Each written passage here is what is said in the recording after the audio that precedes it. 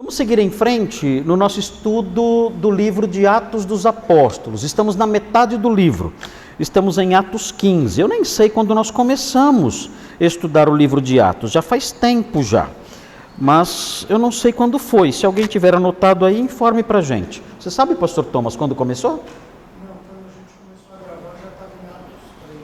Atos 3 já, então você não tem a data então. Ok, os irmãos talvez tenham anotado aí, mas já faz tempo que começamos o livro de Atos nos estudos pela manhã. Estamos no capítulo 15, é um capítulo muito importante, um capítulo central. Nós fizemos uma aula na semana passada sobre questões preliminares no capítulo 15. Falamos sobre o capítulo 15 nas questões preliminares. E não entramos no texto propriamente dito. Então hoje vamos entrar no texto que envolve os versículos 1 a 5.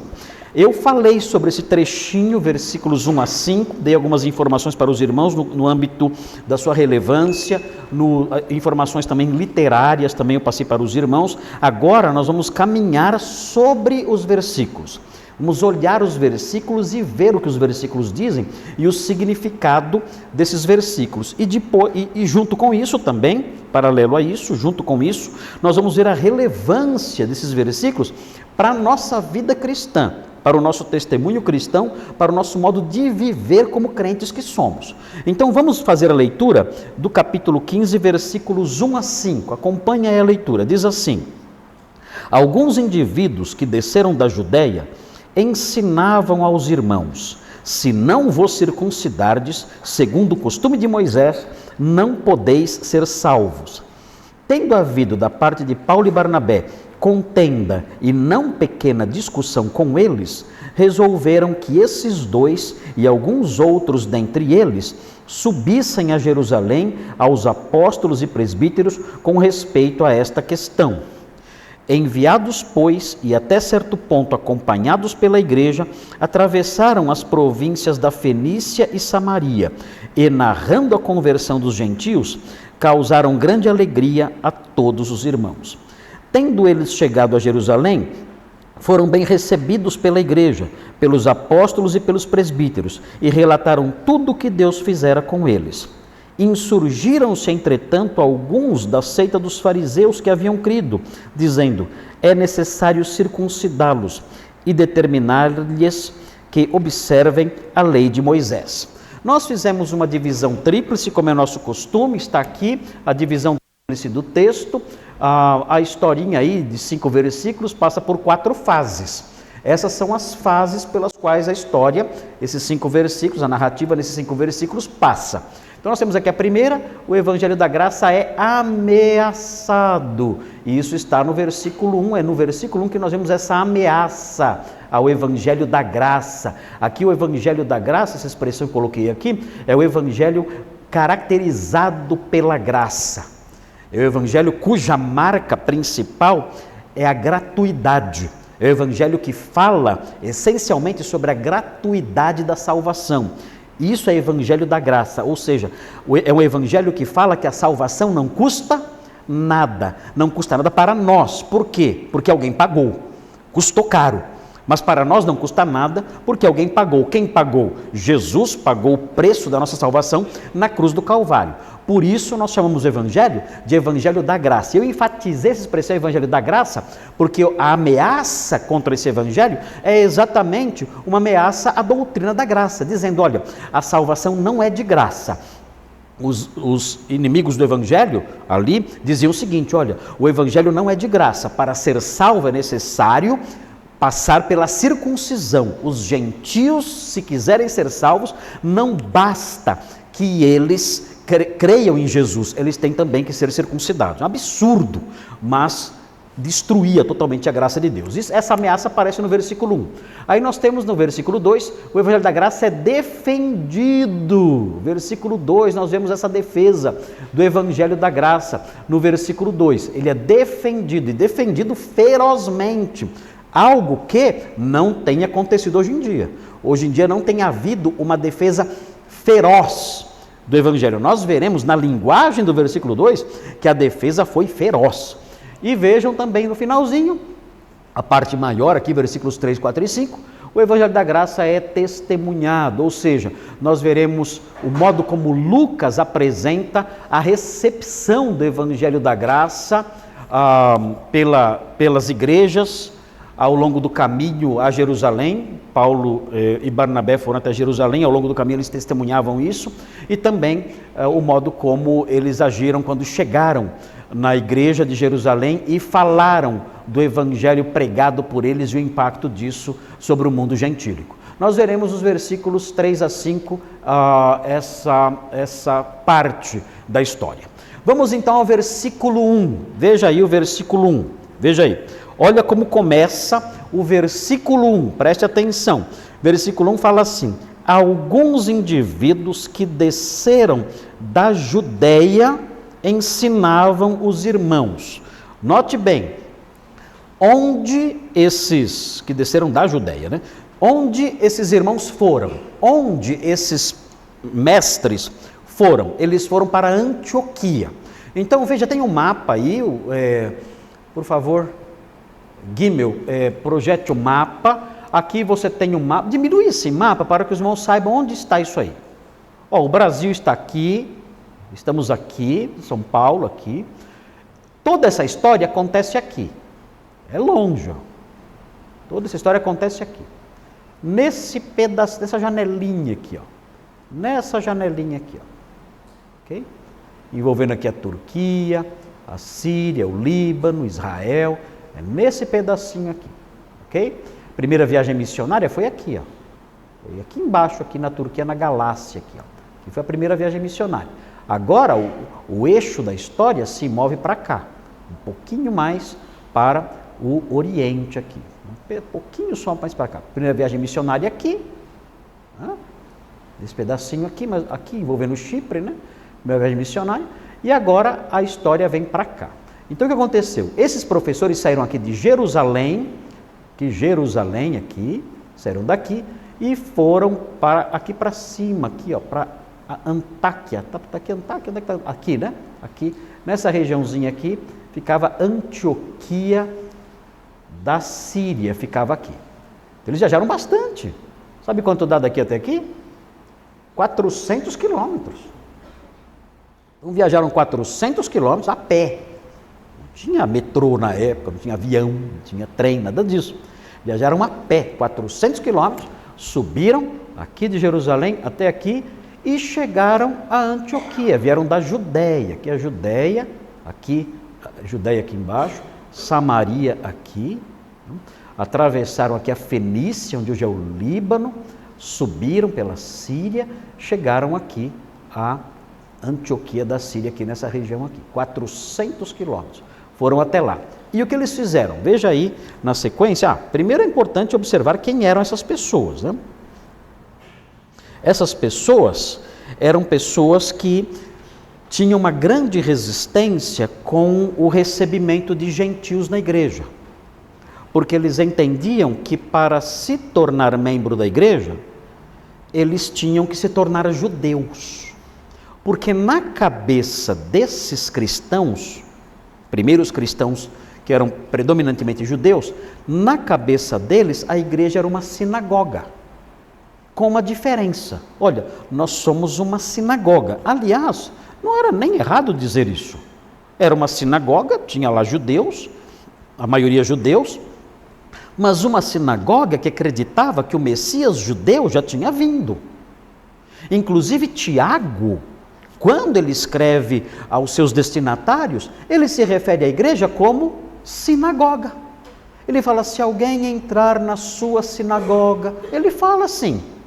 Então, naquele tempo, até porque a maioria dos cristãos eram judeus, o cristianismo nasceu dentro do judaísmo, até por causa disso pensavam, a igreja é uma sinagoga. Então, só que essa mentalidade se estendeu.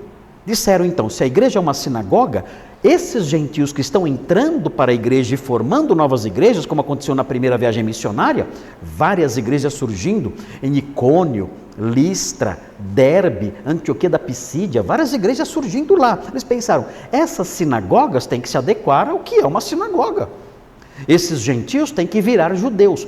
Qual era o único modo deles virarem judeus? Eles tinham que se tornar prosélitos. Porque assim, vocês devem se lembrar disso. As sinagogas, elas eram divididas em 3 classes de pessoas. Os judeus mesmo, que nasceram descendentes de Jacó, judeus mesmo, ali pessoas de nascimento. Paulo era um judeu mesmo, ele fala, olha, eu sou da tribo de Benjamim, eu sou judeu mesmo, ele dizia. Então tinha os judeus mesmo, naturais mesmo ali, que tinham nascido descendentes ali de Jacó. Existiam os prosélitos, que eram gentios que tinham passado pelo rito da circuncisão. Esses gentios que tinham passado pelo rito da circuncisão eram considerados judeus. Eles viraram judeus. Então eles abraçavam tudo do judaísmo. Eles se circuncidavam. A circuncisão, os irmãos sabem, é aquela cisão circular, por isso se chama circuncisão. É um corte circular que era feito, e ainda é feito, no órgão genital masculino, removendo a carne do prepúcio, que nós chamamos de fimose, é a remoção da fimose, por um corte circular. Por isso se chama circuncisão. Isso tornava então o gentio um judeu, ele era um prosélito, e esse prosélito era uma espécie de judeu também. Eu virei judeu, agora eu sou judeu. E aí guardava toda a lei. E havia também nas sinagogas os tementes a Deus. Os tementes a Deus eram gentios que abraçavam o judaísmo, mas não se tornavam prosélitos. Eles abraçavam o judaísmo, eles adoravam o Deus de Israel, eles liam as Escrituras, prezavam pelas Escrituras, mas eles não se tornavam judeus, não se tornavam prosélitos. Eles eram apenas chamados tecnicamente de tementes a Deus. Por exemplo, o eunuco que foi adorar, o eunuco da rainha de Etíope, da rainha de Candace, que foi evangelizado por Filipe no capítulo 8, se não me engano. Esse eunuco, evidentemente, por ser eunuco, não podia ser circuncidado. Então ele era um temente a Deus, e ele ia a Jerusalém para adorar e tudo mais. Então tinha essas 3 classes. Esses homens que eram a favor da judaização do cristianismo, esses primeiros cristãos, esse grupo de cristãos da igreja inicial, que cria que a igreja era uma sinagoga no sentido pleno, dizia o seguinte, olha, esses gentios, eles têm que ser circuncidados, eles têm que virar judeus. E pior, eles têm que virar judeus, do contrário, eles não serão salvos. Era uma ameaça pesada à igreja e à doutrina da salvação presente no Evangelho. Esses homens, os irmãos devem se lembrar, vire as páginas da Bíblia, esses homens já mostraram as garrinhas deles um tempinho antes, mas eles foram apaziguados. Vocês se lembram quando Cornélio se converteu? Cornélio e seus familiares eram gentios, e eles se converteram. E Pedro, para evangelizá-los, entrou na casa dele. O judeu podia entrar na casa de um gentio e comer com um gentio? Não, não podia. O judeu não podia entrar na casa de um gentio e comer com um gentio. Mas Pedro teve uma visão de um lençol, ali em que Deus mandava ele comer os animais que estavam dentro daquele lençol. E Pedro disse, eu não posso fazer isso, eu nunca comi coisa impura. E Deus então disse a ele, olha, não considere impuro, não chame de impuro aquilo que Deus santificou. Então Pedro entendeu que aquilo era um ensino ligado à entrada dos gentios na igreja. E ele foi e entrou na casa de Cornélio, pregou para Cornélio e Cornélio se converteu. Quando Pedro voltou para Jerusalém, ele estava em Cesareia, pregando para Cornélio. Quando ele voltou para Jerusalém, olha o que aconteceu no capítulo 11, olha só, 11, versículos 1 a 3. Chegou ao conhecimento dos apóstolos e dos irmãos que estavam na Judéia, que também os gentios haviam recebido a palavra de Deus. Aqui, os gentios da casa de Cornélio, em Cesareia.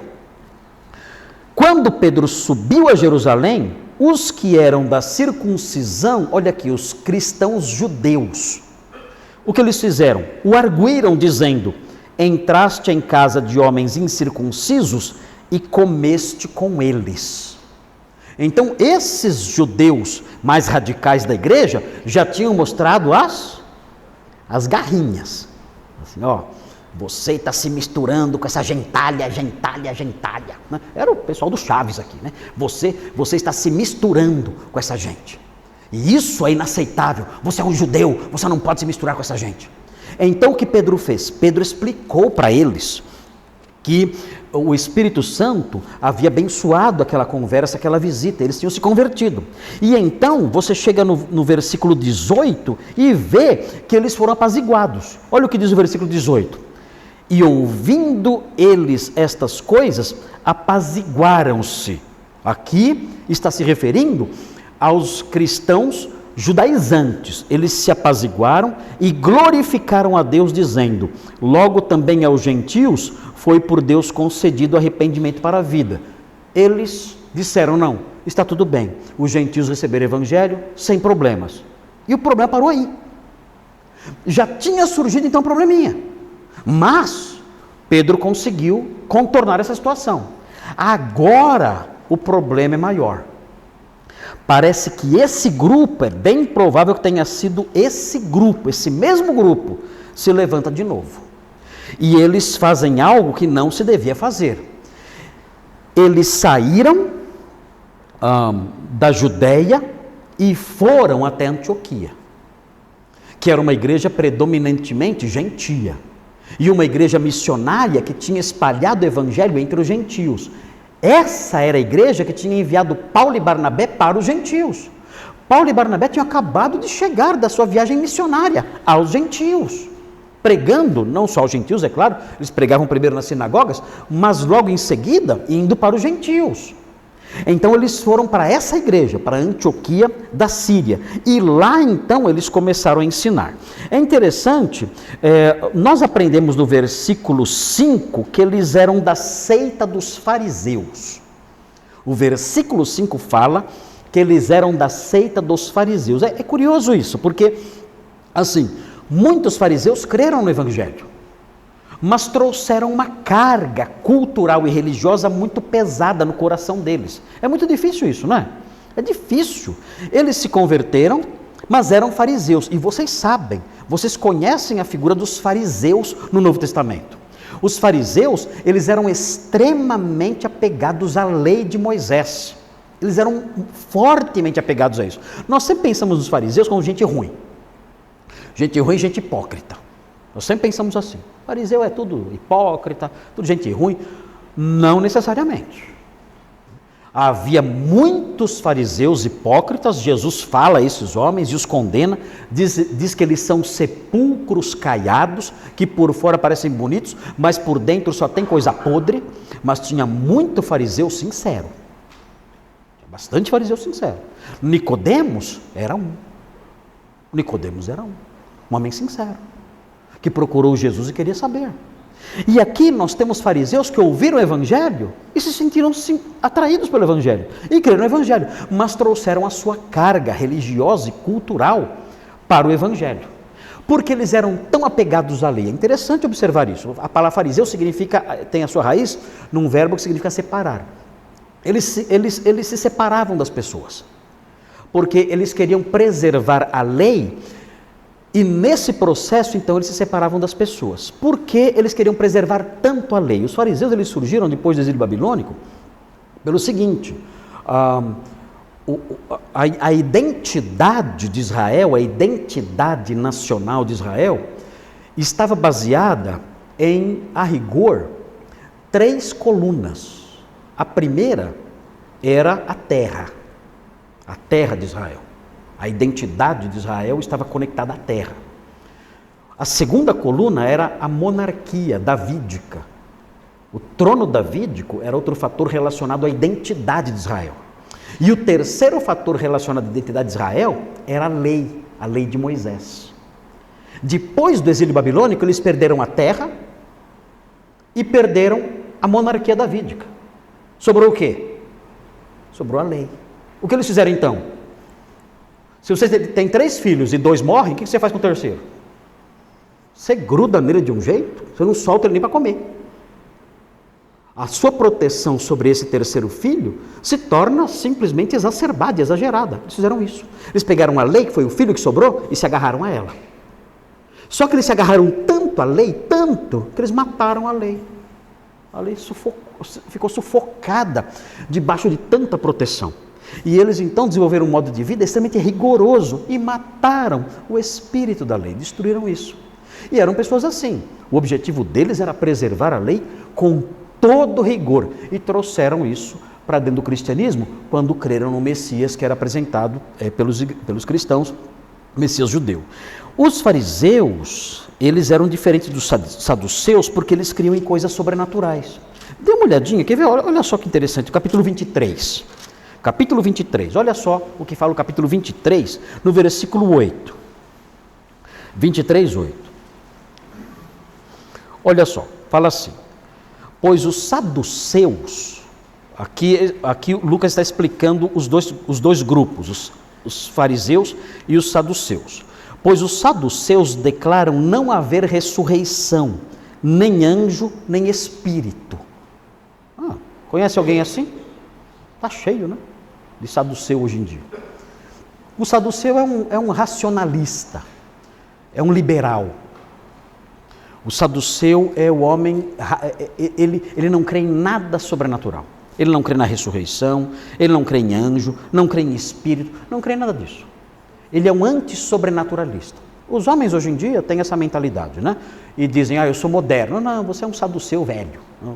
Você é igualzinho os saduceus do primeiro século. Não tem nada de novidade no que você crê. Você pensa que é um cara moderninho. Não é. Os saduceus pensavam igualzinho você há 2.000 anos atrás. Então, baixa a bola, que você também não está com essa bola toda, não. E agora veja a sequência. Veja a sequência. Ao passo que os fariseus admitem todas essas coisas. Se você tivesse que escolher, você seria o quê? Fariseu ou saduceu? Agora todo mundo quer ser fariseu, né? Falaram mal de fariseu a vida inteira. Vida inteira descendo porrete em fariseu, ninguém nunca falando mal dos saduceus, né? Só dos fariseus. Agora olha aqui. Quem no campo doutrinário está mais próximo de nós? O saduceu ou o fariseu? Quem está mais perto do cristianismo aqui nesse versículo? O saduceu ou o fariseu? Fariseu. O fariseu está mais próximo de nós. O fariseu acredita em ressurreição. O fariseu acredita em espíritos. O fariseu acreditava na vinda do Messias. Então, para eles, se aproximar de nós, do cristianismo, foi muito mais fácil. Saduceu não. Saduceu tinha mais barreiras para superar para chegar ao cristianismo. O fariseu não. O fariseu estava um passo do cristianismo. Ele cria em doutrinas que os cristãos sempre ensinavam. Então, por isso, nós encontramos fariseus na igreja. Pessoas que se converteram ali e estavam ali na igreja e eram crentes, só que trouxeram essa carga toda. Fica um pouco difícil, né, pensar, mas eles eram crentes mesmo? Porque eles falam cada coisa, né? Se alguém fala que para ser salvo tem que ser circuncidado, essa pessoa é crente? Então ficam essas interrogações, né? Essa pessoa é um crente que está mal informado, ou essa pessoa é um incrédulo que acha que é salvo, depois dando sua confiança nas obras da lei, assim como em Cristo, meio a meio? Fica difícil avaliarmos isso, mas o texto não responde, não fala se eles eram crentes ou não diz nada disso, não fala isso. Então, sabemos que a igreja tinha esse problema, e é até aí que o texto vai.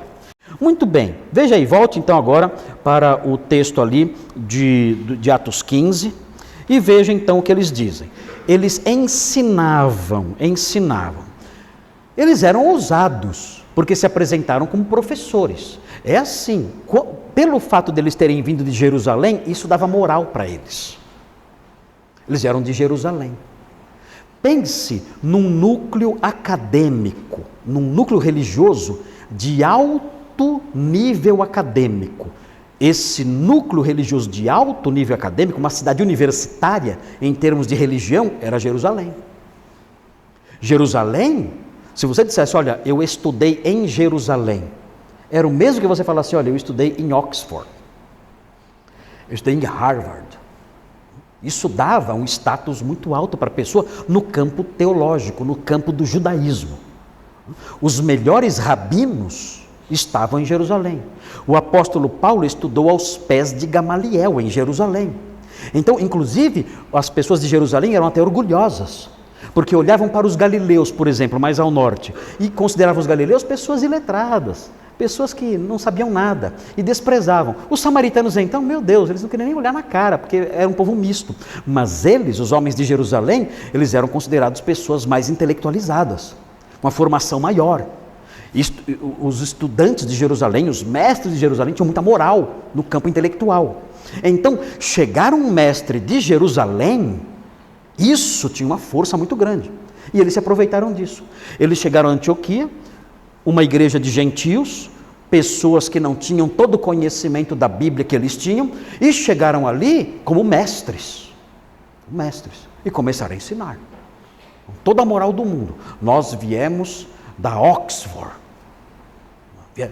viemos da Oxford da Judéia, viemos da Cambridge da Judéia, nós viemos, e estamos dizendo isso. Se vocês não se circuncidarem, vocês não poderão ser salvos. É interessante que eles fizeram isso sem nenhuma autorização. Olha o versículo 24. Olha como eles eram metidos, né? Olha só. Olha o que diz o versículo 24. Visto sabermos, aqui é uma carta que a igreja de Jerusalém mandou para Antioquia. Então vou ler um pedacinho da carta, a gente vai estudar depois essa carta melhor. Mas olha o versículo 24, um pedacinho da carta fala assim: visto sabermos que alguns que saíram de entre nós, sem nenhuma autorização, vos têm perturbado com palavras, transtornando a vossa alma. O que eles fizeram? Eles foram para Antioquia, ensinar as doutrinas deles, como se fossem representantes da igreja de Jerusalém, mas na verdade eles não tinham nenhuma autorização. É terrível isso, né?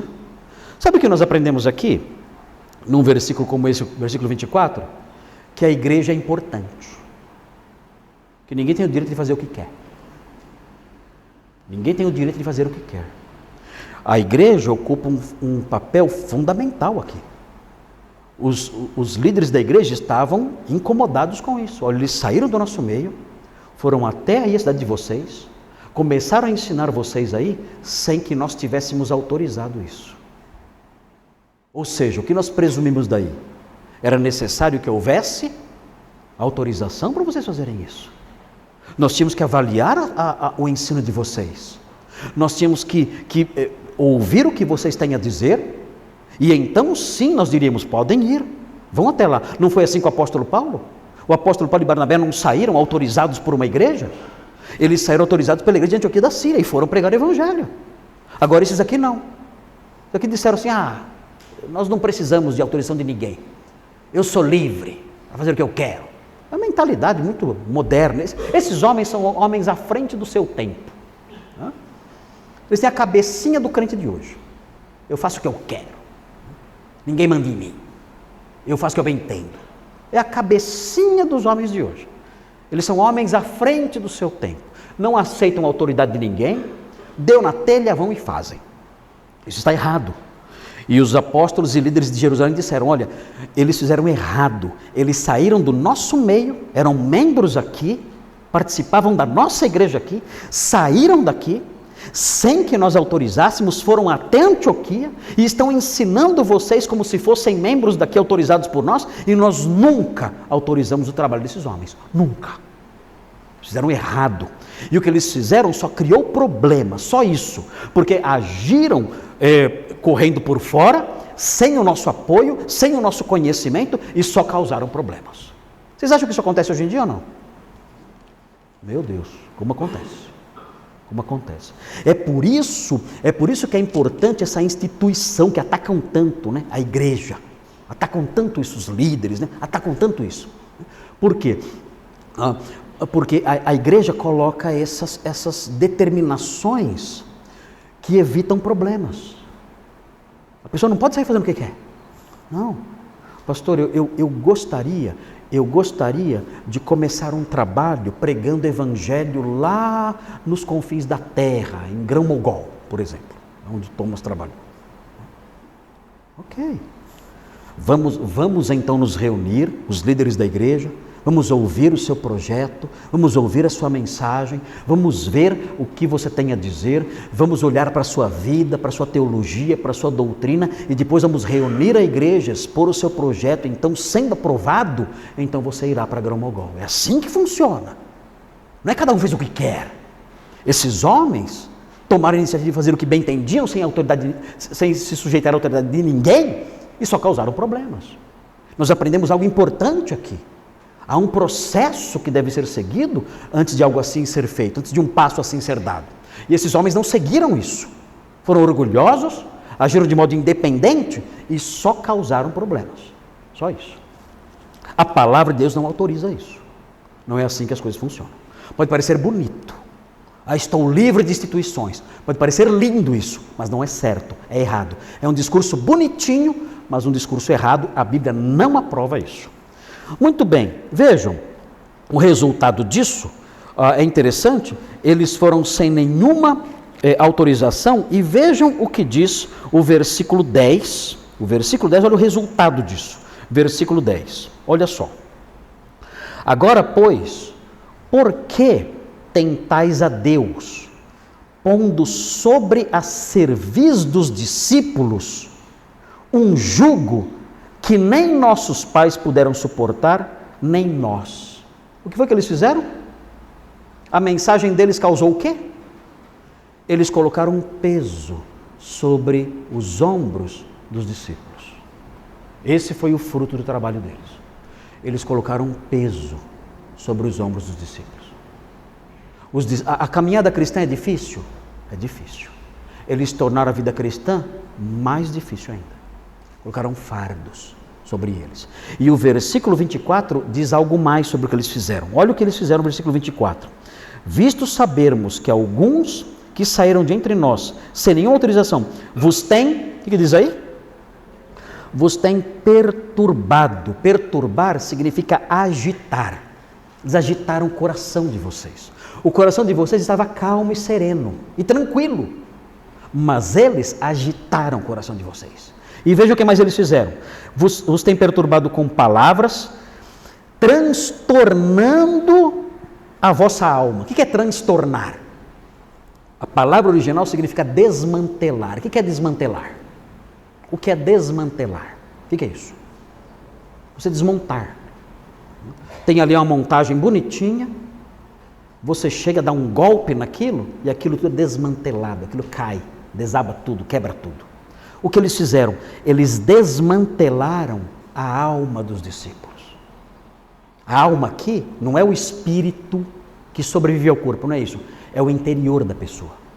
O que vocês fizeram, o que esses homens fizeram, diz aqui a carta, foi exatamente isso. Esses homens perturbaram, agitaram o coração de vocês estava calmo, sereno e tranquilo, e eles foram aí, eles tiraram a paz de vocês. E pior, eles desmantelaram, eles destruíram o coração de vocês.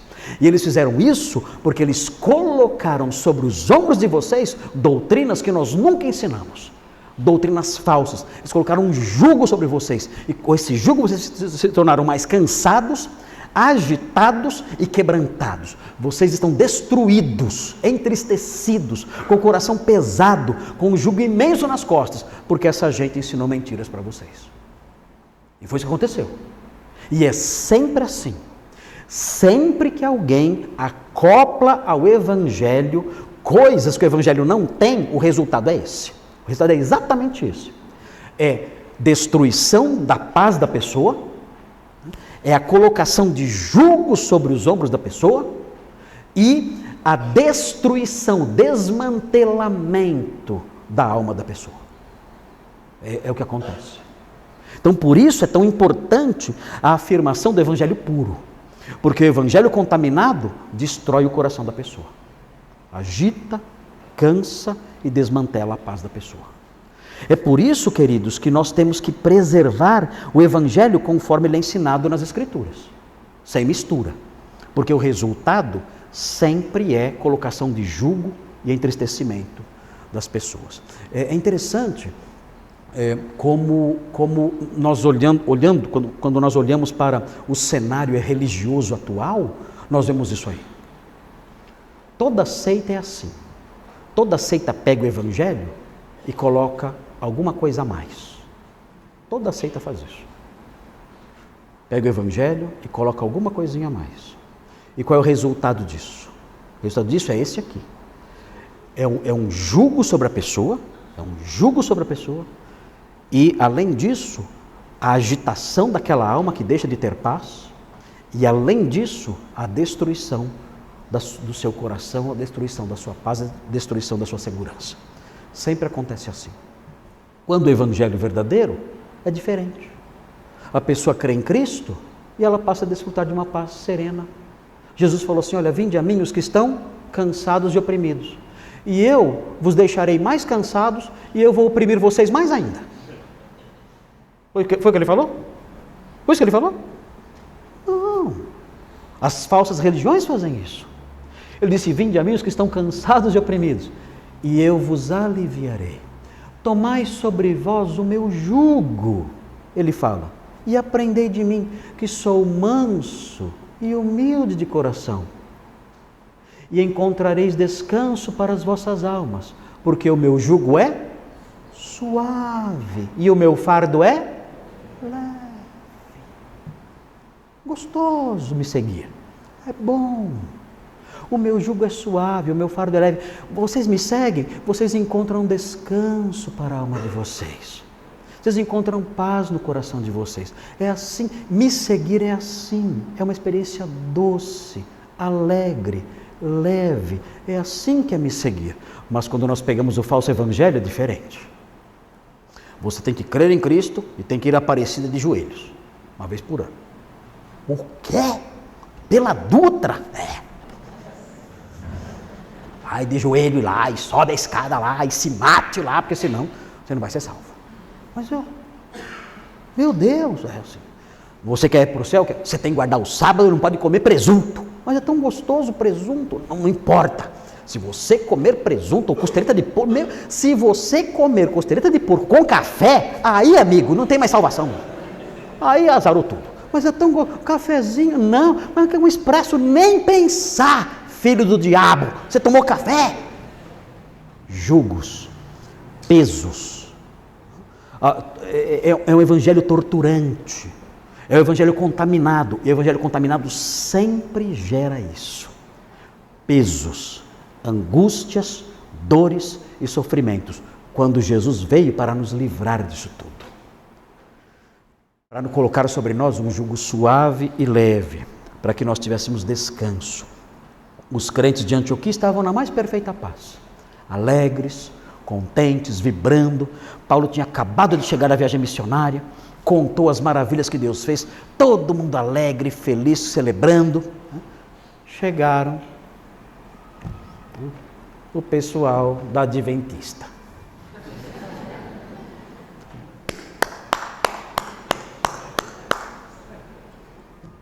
Tem um minutinho?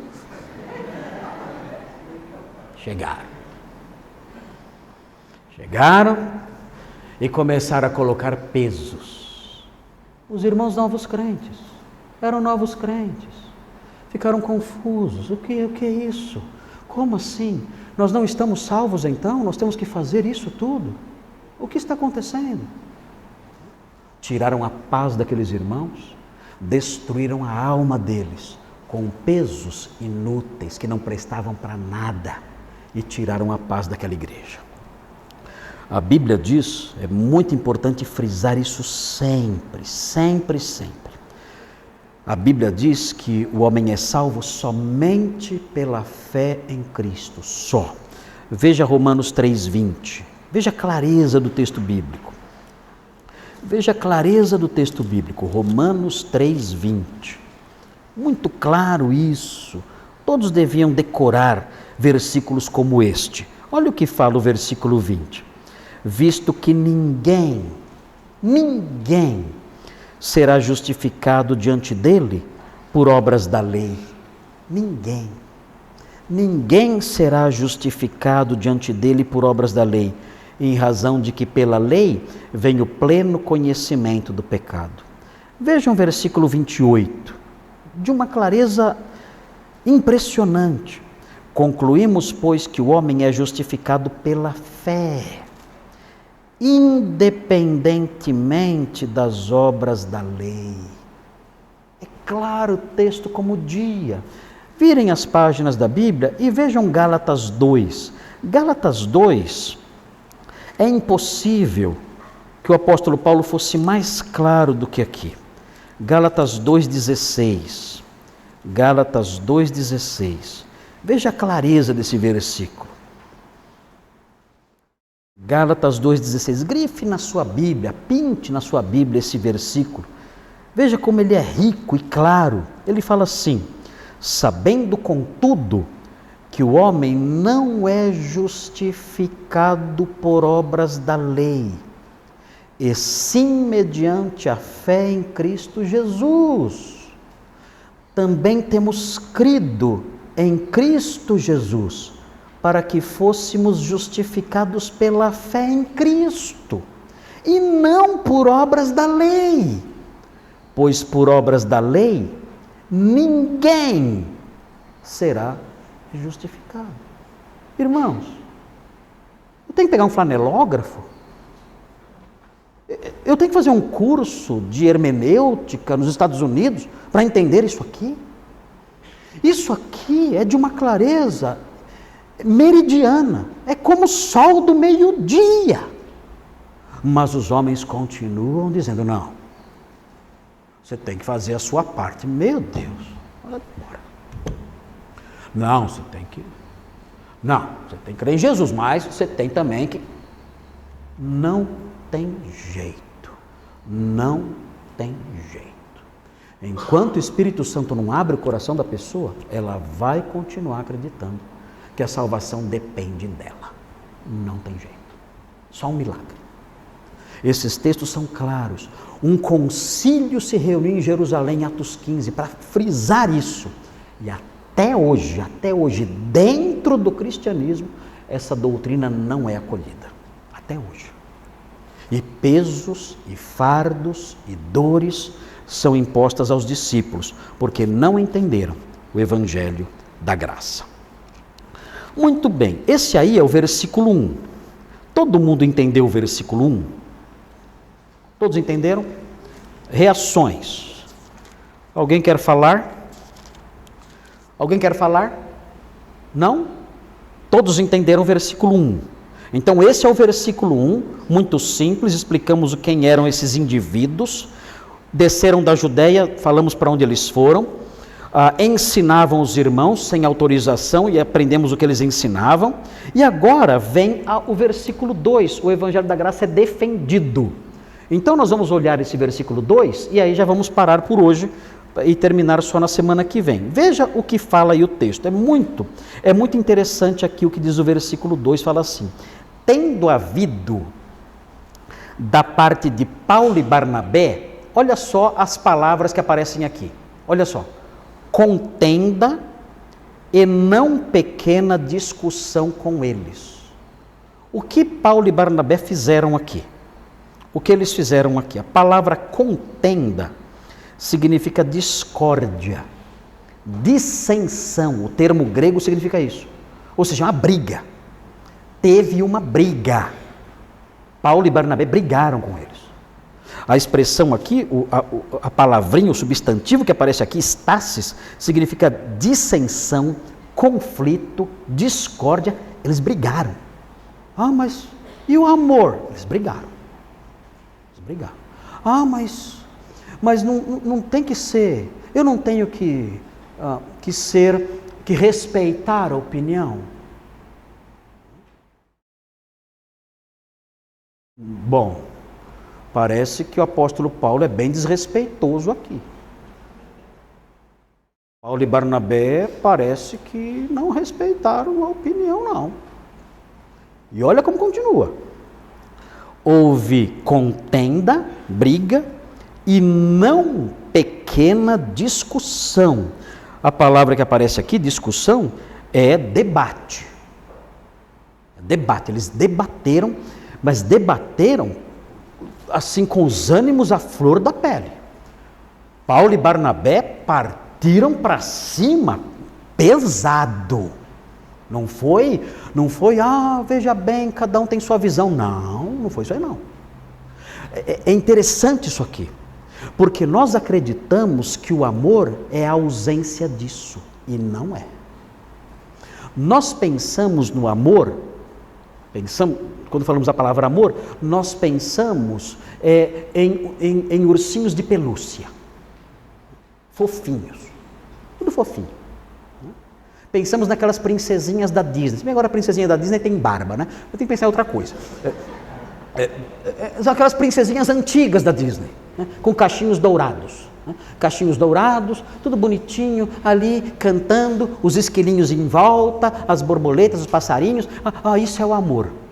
Isso não é amor, não. Não é não.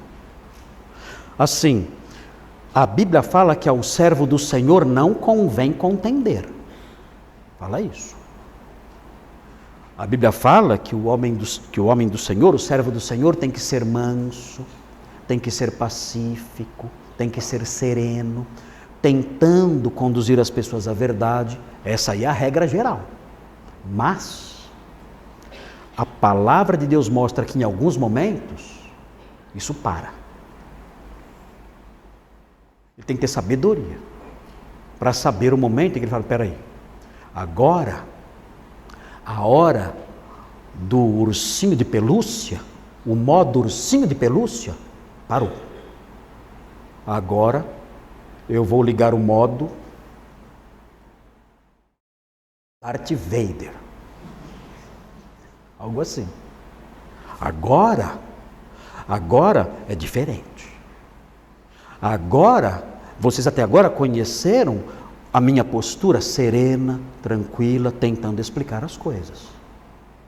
Mas chegou num ponto em que a verdade é ameaçada de tal forma que eu não posso mais usar esse método. Agora eu vou usar todo o meu rigor. E eu vou ser extremamente severo agora. Porque a verdade está sendo ameaçada e destruída por vocês. Vocês estão acabando com a paz dessa igreja. Vocês estão destruindo o evangelho. Vocês estão destruindo a alegria desse povo. Vocês desmantelaram a alma dessa gente. Nós estávamos aqui felizes e alegres, desfrutando das maravilhas da paz do evangelho. Vocês vieram de longe para cá. Vocês acabaram com tudo isso e continuam insistindo nisso. Então agora chega. Agora nós vamos partir para cima. E isso vai parar. E eles foram então extremamente severos e brigaram mesmo com eles. Até o ponto de fazê-los calar. Nós vamos tomar uma medida aqui. Nós vamos para Jerusalém e nós vamos pôr um ponto final nessa questão. Mas nós não vamos permitir que isso fique como está. Nós foram muito severos. E isso é importante hoje em dia, inclusive. Porque hoje em dia, irmãos, hoje em dia não existe mais erro. Hoje em dia o que existem são opiniões diferentes. É o que tem hoje em dia. Ninguém está errado. E se você disser, você está errado, você está errado. Não existe mais nada errado. Todos estão certos. Todos. O que existem são opiniões distintas. E isso não é cristianismo. O cristianismo diz, isto aqui é certo, isto aqui é errado. Se você ensinar isto, você ensinará o que é certo. Se você ensinar isso, você ensinará o que é errado. E se você ensinar o que é errado, nós vamos combater isso. Nós não vamos dizer, olha, eu te respeito, dá minha mão aqui, somos irmãos, pensamos diferentes. Não, não é assim. Não é assim. Há questões que admitem isso. Há questões secundárias que admitem opiniões diferentes. Mas em questões como essa, de evangelho, não existe esse diálogo. Se alguém diz para mim, olha, para eu ser salvo, eu tenho que guardar o sábado, essa pessoa tem que ter as suas ideias combatidas severamente. Severamente. Não é opinião, não. Você está destruindo o evangelho e não importa a sua voz mansa, a sua voz aveludada, o seu sorrisinho simpático, isso não importa. Eu vou combater isso com todo rigor. Se você diz, olha, para ir para o céu é necessário também orar para Maria, né? Veja como eu sou bonzinho, como minha cara é boazinha, como eu sou santinho, eu sou papa. Olha, não interessa o seu tom de voz. Se você ensina isso, que para ser salvo é necessário adorar os santos e a intercessão de Maria ou coisa assim, você está perdido, essa mensagem é mentirosa, falsa e tem que ser combatida essa mensagem, tem que abandonar isso aí. está errado.